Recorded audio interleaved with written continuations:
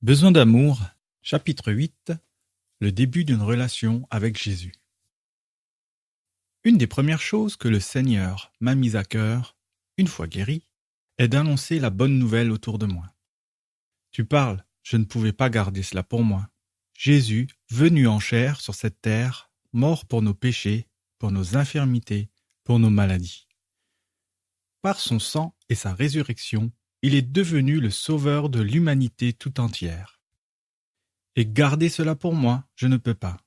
C'est comme de la non-assistance à personne en danger.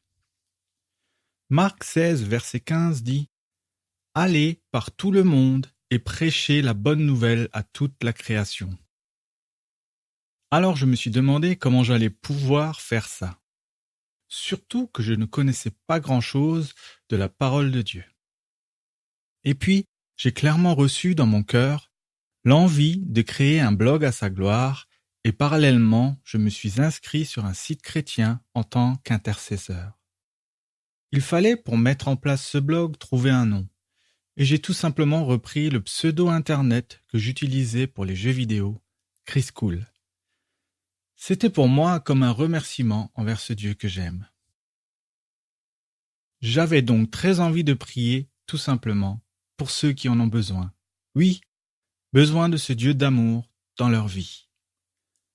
Alors, j'ai reçu par mail des demandes de prière auxquelles je répondais avec amour. Pas pendant des heures, mais simplement quelques minutes, car je me disais que Dieu n'avait pas besoin de 20 heures de prière, mais que cette prière devait être faite dans la foi, et dans ce cas, pas besoin de longues heures dans sa présence. Voilà, je n'avais, à ce moment-là, aucune idée de toutes ces choses spirituelles, mais au fond de moi, je savais que cela suffisait. J'avais cette assurance que Dieu était là et m'écoutait. Pas parce que je le méritais plus qu'un autre, mais parce que j'en avais envie, tout simplement, par amour. Je vous le dis, faire les choses par amour, ça simplifie tout, car notre ego n'interfère pas. Être dans l'amour, c'est être mort à toutes sortes de sentiments, jalousie, orgueil, etc. Être dans l'amour, c'est regarder son frère qui a besoin de prière avec compassion, quoi qu'il ait pu nous faire dans le passé. Vous savez quoi ? De toute façon, s'il y a un frère dans votre église que vous n'aimez pas, alors c'est vers lui que Dieu va vous diriger. Pas pour que lui change, mais pour que vous changiez, pour que votre âme guérisse de ce qui est en vous et vous ronge, le ressentiment, la rancune, la haine. Vous pensez bien que si je vous dis cela, c'est que je l'ai moi-même vécu et pas seulement dans l'Église. Et si Dieu fait cela, c'est parce qu'il nous aime. Ce n'est pas pour nous juger, non, bien au contraire. S'il révèle ces choses, c'est qu'il veut nous en guérir, non nous punir. La punition n'est qu'une conséquence de notre désobéissance à Dieu, mais ne vient pas de lui. Un jour, j'ai eu un email. Une jeune femme se sentait perdue. Le bébé qu'elle attendait était, selon les médecins, atteint d'une maladie grave, assez importante pour envisager l'avortement. Alors, en quelques mots, elle m'expliquait son désarroi. J'ai compris que, malgré l'insistance du corps médical sur les dangers qu'elles couraient toutes les deux, il lui était difficile de condamner sa fille.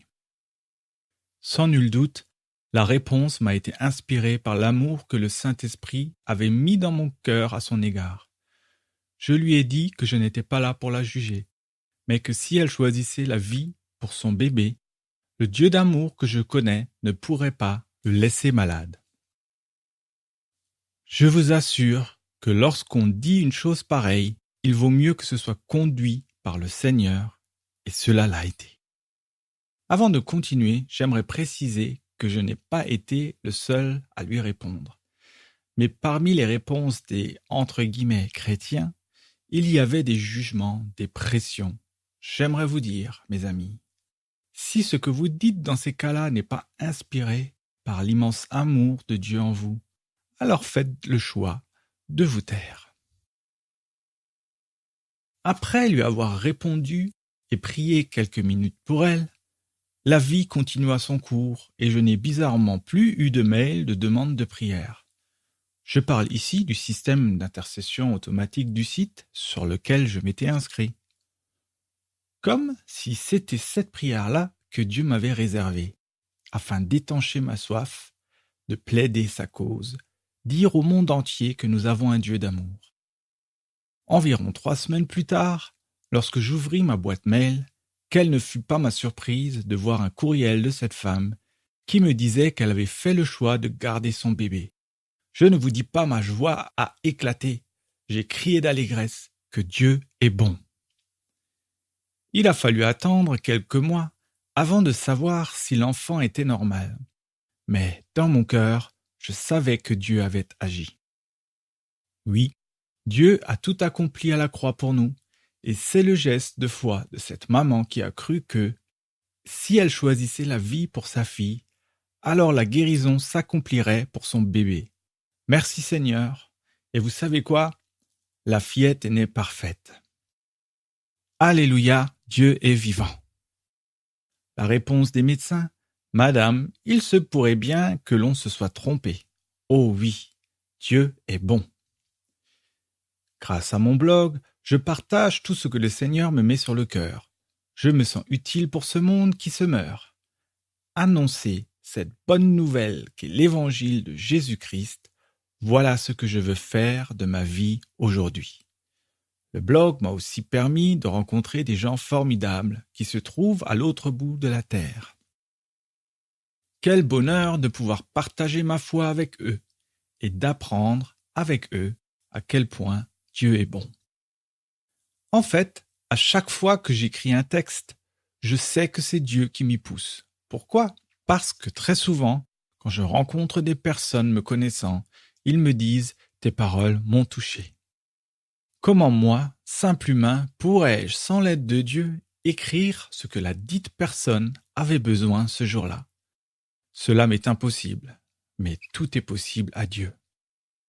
Dans Matthieu 19, verset 26, il est dit: Jésus les regarda et leur dit: aux hommes cela est impossible, mais à Dieu tout est possible. J'ai vraiment à cœur d'évangéliser ce monde qui se meurt. Et savez-vous comment les personnes de ma famille ont vu Jésus-Christ en moi? Simplement, elles ont remarqué que le Christophe de l'époque, celui qui était renfermé sur lui-même, qui n'aimait pas les visites, qui aimait qu'on le laisse tranquille, était mort.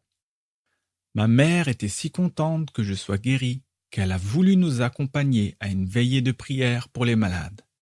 Elle a été guérie d'une arthrose cervicale qui lui donnait des vertiges quand elle tricotait. Elle ne l'a dit que quelques jours plus tard car elle voulait en être sûre. Merci Seigneur. Effet boule de neige garanti, mon père a commencé à croire aussi. Une fille dans notre famille a commencé à aimer Jésus.